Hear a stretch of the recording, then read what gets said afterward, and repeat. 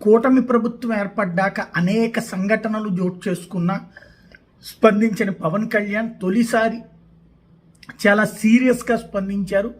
ఏదైతే శ్రీశైలం ఎమ్మెల్యే బుడ్డా రాజశేఖర రెడ్డి చేసిన అరాచకం దాని మీద స్వయంగా పవన్ కళ్యాణ్ చంద్రబాబు గారితో మాట్లాడారు. అలాగే ఒక ప్రకటన కూడా రిలీజ్ చేశారు.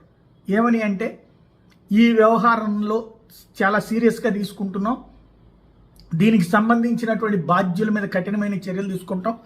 ప్రభుత్వ ఉద్యోగులు విధి నిర్వహణలో వాళ్ళ విధి వాళ్ళు నిర్వర్తిస్తుంటే దాన్ని ఆపే హక్కు ఎవరికీ లేదు. ఇలాంటి దౌర్జన్యపూరితమైనటువంటి చర్యల్ని సమర్థించే ప్రసక్తి లేదు.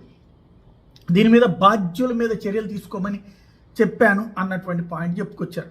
ఆయన అటవీ శాఖ మంత్రి, ఇప్పుడు ఇబ్బంది పడ్డది అటవీ శాఖ ఉద్యోగులు కాబట్టి అందుకని వాళ్ళు కూడా ధైర్యంగా ముందుకు వచ్చి చెప్పినటువంటి పరిస్థితి.